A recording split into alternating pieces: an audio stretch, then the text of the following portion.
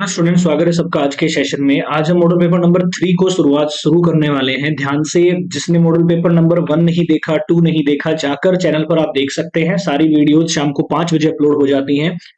ध्यान से देखिए करें। Monday to Saturday daily videos आप लोगों के लिए आएगी। मॉडल पेपर्स का सॉल्यूशन हम देखने वाले हैं। तो शुरू करते हैं एमसीक्यू से। ध्यान से देखिए क्या हमें कह रहा है। हर सवाल बहुत इजी है और यहाँ से ही पेपर आपके आने भी वाले हैं, तो ध्यान से समझिएगा। The greatest number by which 2, 4, 5 and 1029 are divided leaves 5 in each cases respectively. Greatest number हमें बताना है जिससे कि ये दोनों नंबर डिवाइड हो और दोनों क्या करें, 5 रिमाइंडर छोड़ दें। अब देखो, या तो आप क्या कर सकते हैं, बाई ऑप्शन से बड़ा इजी तरीके से कर सकते हैं। आप क्या कीजिएगा भाई, सिंपल सी बात है, बाई ऑप्शन से ये सवाल बहुत ही आराम से हो जाएगा। ठीक है, बाई ऑप्शन से आप इस सवाल को आराम से कर सकते हैं। 245 में आप 16 का डिवाइड कर दीजिए, देख लीजिए 5 बचता है नहीं बचता है। ठीक है, जैसे 245 को अगर मैं 9 से करता हूं, ठीक है, तो मेरे पास क्या आएगा, 9 दूनी 18, 18 और 6 24 होता है, और 9 संतु 63। तो मतलब ऑप्शन नंबर बी तो हो ही नहीं सकता। किसी भी दोनों में 5 आना चाहिए, एक में भी नहीं आ रहा है तो हमारा खत्म हो जाएगा काम। 245 को अगर मैं 15 से करता हूं तो 15 एकम 15 होता है। ठीक है, 9 बचेगा, 15 छिको 90 होता है, मतलब इसमें चांस है। तो 1029 को भी आप जल्दी से 15 से ही करके देख लीजिए कितना जाएगा। 15 छिको 90, 15 छिको 90, ठीक है, 102 यानी कि 12, और 15 8 120, मतलब ये भी नहीं हो सकता क्योंकि इसमें अब 9 बच गया है। तो हमारे पास जो बचना चाहिए उसको ध्यान में रखना है बड़ा।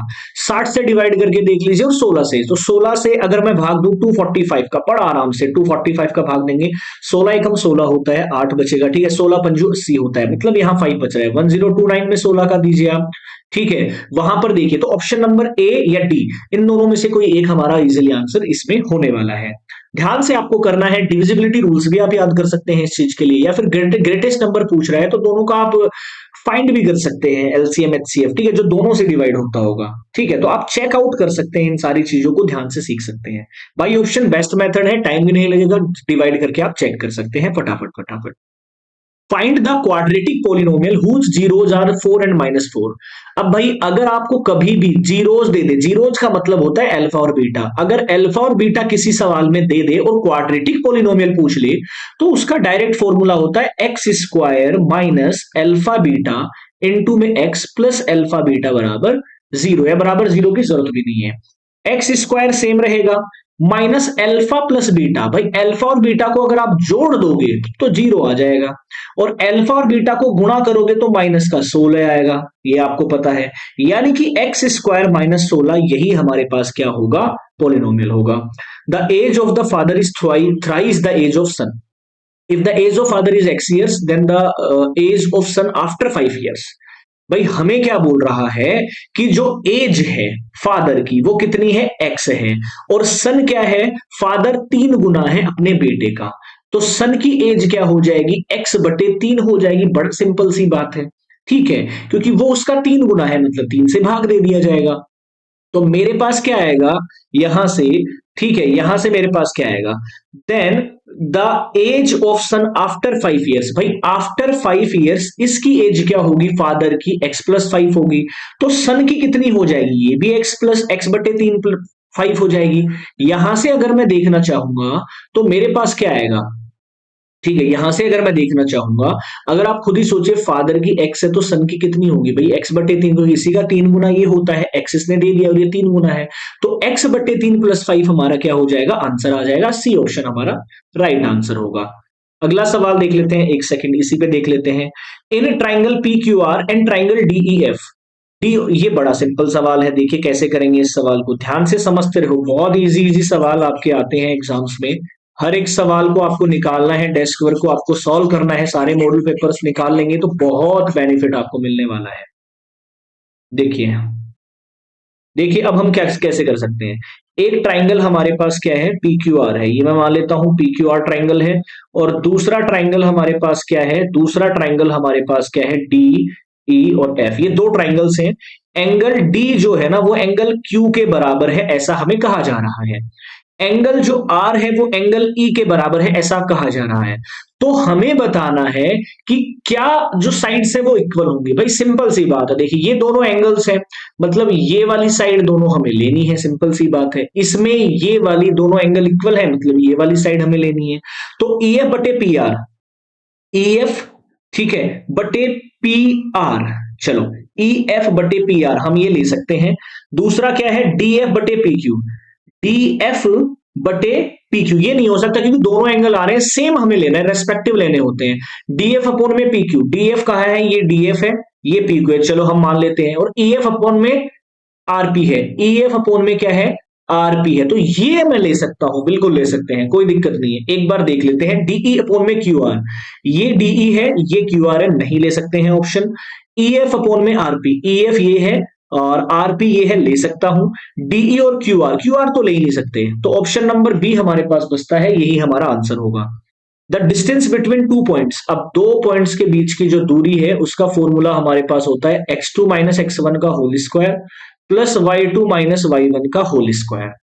यहां पर कोस और साइन में दिया है तो कोई दिक्कत वाली बात नहीं है, आप आराम से कर सकते हो। मैंने क्या बताया था डिस्टेंस फॉर्मूला में, मैंने एक स्पेशल वीडियो बनाई है 2 मिनट की, उसमें पूरा डिस्टेंस फॉर्मूला ही समझाया हुआ है, तो वो जाके भी आप चेकआउट कर सकते हैं। भाई एक पॉइंट तो हमें क्या दे रखा है, 0 और कोस थीटा, तो ये तो हो जाएगा x1 और ये हो जाएगा y1। कोई घबराने वाली बात नहीं कि हमारे पास हमेशा नंबर ही आएंगे, भाई कुछ भी आ सकता है साइन कोस। दूसरा हमारे पास क्या है, साइन थीटा कोमा 0, तो ये हो जाएगा x2 और ये हो जाएगा y2। ये दोनों चीजें फॉर्मूले में रख दीजिए, आपका आंसर ऑटोमेटिक आ जाएगा। x2 माइनस x1 यानी कि sine theta minus 0 sine theta ही होता है, साइन स्क्वायर थीटा कर लेता हूं मैं। ऐसे ही कोस थीटा का क्या हो जाएगा, cos square theta. Sine square theta plus cos square theta क्या होता है, 1, और 1 का अंडर रूट भी 1 होता है। टेन ए आपको दे रखा है, ये सवाल आपको खुद निकालना है। टेन ए होता है परपेंडिकुलर अपॉन बेस, तो पहले हाइपोटेनियस निकालना, देन सारी वैल्यूज इसमें रख देना, आपका आंसर आ जाएगा। If the height of A tower is 3 times it's shadow, अब ऐसे सवाल बहुत आते हैं भाई, ऐसे सवालों को बहुत अच्छे से ध्यान रखना है आपको, और बड़े इजी सवाल होते हैं, बड़े इजी सवाल। ध्यान से देखिए कैसे हम इन सवालों को कर सकते हैं बहुत आराम से। एक second. If the height of A tower is 3 times it's shadow, जो हाइट है टावर की, वो जो उसकी शैडो है ना उससे 3 टाइम्स है। 3 टाइम्स का मतलब अगर ये x है तो ये कितना होगा, 3x होगा। अगर ये x होता तो ये x बटे 3 होता, ऐसा वो कह रहा है। और ये एंगल हमसे पूछा जा रहा है, एंगल ऑफ एलिवेशन। अब आप खुद दिमाग लगाओ, सिंपल सा। अगर मैं ये ले रहा हूं, ठीक है, अगर मैं ये ले रहा हूं यहां पर 3 टाइम्स में, अगर मैं ले रहा हूं, शेडो से 3 गुनी है हाइट की, टावर की हाइट। अब सिंपल सी बात देखिए, मैं टेन थीटा अगर लेता हूं यहां से, तो मेरे पास क्या आएगा, परपेंडिकुलर अपॉन बेस, यानी कि 3x बटे में x आएगा, इससे ही कट जाएगा। यानी कि टेन थीटा मेरे पास कितना आ रहा है, 3 आ रहा है। तो थीटा मेरे पास कितना आएगा, थीटा मेरे पास में, अच्छा इसमें है ना अंडर रूट 3 टाइम्स होना चाहिए था, ये थोड़ा सा मिस्टेक है सवाल में, अंडर रूट 3 टाइम्स होना चाहिए ताकि हमारा आंसर क्या आ जाए, 60 डिग्री आ जाए। तो चेकआउट कर लेंगे इस सवाल को, फिर देख लेंगे, बट 3 नहीं हो सकता, 3 के ऑप्शन यहां पर नहीं है। चलो अगला सवाल। Tangents drawn at the end of diameter of a circle are, जो टेंजेंट्स हैं एंड्स ऑफ डायमीटर पे, भाई पैरेलल हो सकते हैं। देखिए सिंपल सी बात है, ये डायमीटर हो गया, इसके एंड्स पर अगर कोई दो टेंजेंट बनेंगे वो तो पैरेलल ही होंगे हमेशा आपस में, सिंपल सी बात है। The area of tangent triangle, the area of tangent triangle that can be drawn in a semi circle of radius R, तो भैया सेमी सर्किल जैसे ही हमारे पास में आ गया है, तो हम क्या कर सकते हैं, the area of tangent triangle that can be drawn, ठीक है। इसमें हमारे पास क्या आ जाएगा, 1/2 r², डायरेक्ट फॉर्मूला याद रखो सेमी सर्किल के लिए, रेडियस के लिए। If the arc of a circle of radius 21 centimetre subtend an angle 60 degree at the centre, then the length of arc, अब ये डायरेक्ट फॉर्मूला आपको पता होना चाहिए। लेंथ ऑफ आर्क का फॉर्मूला क्या होता है, लेंथ ऑफ आर्क का फॉर्मूला होता है थीटा बटे 360 गुणा में 2πr। थीटा कितना है, 60 है, बटे में 360, और 2 गुणा में 22 बटे 7 गुणा में 21 रेडियस है। यहां से काटेंगे 3 टाइम्स जाएगा, इससे काटेंगे 6 टाइम्स जाएगा, 3 दूनी 6 और 6 काट दूंगा, मतलब हमारे पास बचा है 22। तो फॉर्मूला अगर आपको आता है बड़ा आराम से सवाल हो जाता। If the ratio of radii of to cons, भाई रेशियो जो रेडियाई का है ना R1/R2 वो है 3/1, ठीक है। And the ratio of their Heights, और जो हाइट का रेशियो है वो है 1/3। तो वॉल्यूम का रेशियो बताना है। वॉल्यूम क्या होती है? 1/3 पाई आर स्क्वायर H1 और 1/3 पाई R2 स्क्वायर H2। दोनों की वॉल्यूम का रेशियो ले लिया, एक को R1 H1 दे दिया, एक को R2 H2 दे दिया। 1/3 पाई से 1/3 पाई चला गया। R1 यहां कितना था? 3 है, 3 का स्क्वायर 9 होता है। H1 कितना था? 1 था, ये सेम रहेगा। R2 हमारे पास कितना था? 1 और H2 हमारे पास 3 था, तो ये 3 आएगा। तो रेशियो हमारे पास क्या आ जाएगा? 3:1 आ जाएगा। Option number B should be the right answer. उम्मीद करूंगा आपको ये सवाल समझ में आ रहे होंगे, बहुत इजी सवाल है। ये प्रोबेबिलिटी का सवाल आ गया। ए bag contains 8 red 2 black and 5 white balls. भैया रेड बॉल कितनी है? भैया रेड बॉल कितनी है? 8। और ब्लैक बॉल कितनी है? ब्लैक बॉल्स कितनी है? ब्लैक बॉल है 2। और व्हाइट बॉल कितनी है? ठीक है, व्हाइट बॉल हमारे पास कितनी है? 5 है। One of the ball is drawn at random, what is the probability that the ball is not black? Simple सी बात है, दो तरीके हैं। या तो आप पहले निकाल लो कि ब्लैक बॉल होने की क्या प्रोबेबिलिटी होगी और उसको 1 में से माइनस कर दीजिए, ठीक है। या तो आप रेड ब्लैक बॉल की निकाल लीजिए, फिर उसको 1 में से माइनस कर दीजिए, सिंपल सी बात है। या फिर आप क्या करिए, अगर वो ब्लैक बॉल नहीं होगी तो कौन सी हो सकती है? रेड हो सकती है, व्हाइट, दोनों हो सकती है। तो टोटल फेवरेबल आउटकम कितने हो जाएंगे इस केस में? 8 और 5 13। और टोटल आउटकम्स कितने हैं? 13 और 2 15, यानी कि 13/15 बहुत इजीली इसका आंसर भी आ जाएगा, ठीक है। Find the LCM and HCF of 12 and 15। भाई सिंपल सी बात है, 12 का फैक्टर कर लीजिए, 2 दूनी 4, 4 तिये 12। 15 का फैक्टर कर लीजिए, 3 गुना 5। इसका एचसीएफ क्या होता है? जो दोनों में कॉमन होगा। अब दोनों में कॉमन क्या है? हमारा 3 है। तो ऑप्शन देख लीजिए 3 वाला, यानी कि ये तो हो ही नहीं सकता, ये भी नहीं हो सकता। अब इसको एलसीएम को भी देख लेते हैं।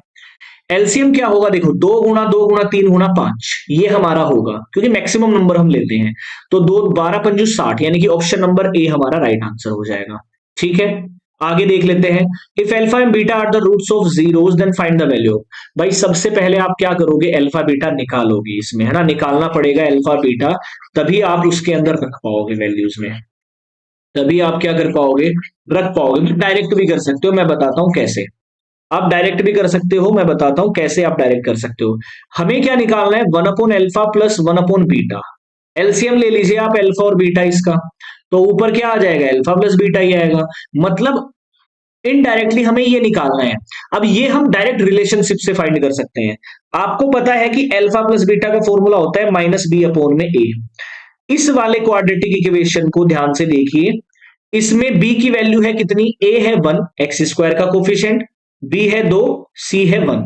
तो -b/a, यानी कि -2 तो आ गया अल्फा प्लस बीटा का मान, और अल्फा डॉट बीटा होता है c/a। c कितना है? 1, a है 1, यानी कि 1 हमारे पास आ गया।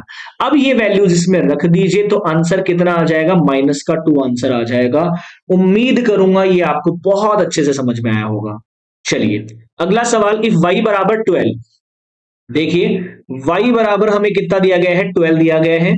इज इन द इक्वेशन, कौन सी इक्वेशन में है? y -5/7 -x/3 बराबर 1। y का मान रखिए, x का मान निकाल लीजिए, बड़ा सिंपल है। ऐसे सवाल मैं बहुत बार बचा चुका, कमेंट करके जरूर बताइएगा। In the given figure TE, अब देखिए भैया ये हमारी प्रोपोर्शनल है, तो हमें क्या निकालना है? x का मान, बड़ा सिंपल है। मैंने बताया था जो रेस्पेक्टिव रेशियो होगा, मतलब x/x-2, ये किसके बराबर होगा? x प्लस में 2 और x -1। क्रॉस मल्टीप्लाई करना, क्वाड्रेटिक फॉर्म बनेगी, वहां से आप आराम से x के मान निकाल सकते हैं। ये बहुत सिंपल सवाल है, आप लोगों को खुद से करना है और कमेंट में आंसर बता देना है, ठीक है। Two poles of length 7 metre and 12 metre are standing on a level ground. Simple सी बात है, एक यहां पर है, एक यहां पर है।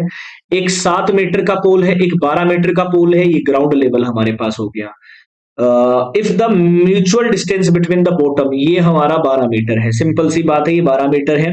Then what will be the mutual distance from their top, यानी कि हमें ये वाली बतानी है। बड़ा सिंपल सा सवाल हो गया। अब यहां से आराम से आप कर सकते हैं कि भैया ये हमारा 12 मीटर हो जाएगा। समझ रहे हैं मेरी बात को? ये हमारा कितना हो जाएगा 7, तो ये हो जाएगा 5 मीटर। अब ये एक राइट एंगल ट्रायंगल बन गया जिसमें ये 12 है, ये 5 है, तो ये सिंपल सी बात है 13 ही होनी है। ट्रिपलेट होता है, निकाल के भी बता सकते थे, वैसे भी डायरेक्ट बता सकते थे। तो ये थे हमारे लास्ट सवाल और है, देख लेते हैं इसको। ये सवाल आपको खुद से करना है, ठीक है, बहुत इजी सवाल है। कमेंट करके मुझे जरूर बताइएगा। नेक्स्ट जो वीडियो होगी हमारी कल वाली, उसमें नेक्स्ट वीडियो में हम filling the blanks and very short answer हम देखेंगे। Then section B, C and D ये हम देखने वाले हैं। जय हिंद।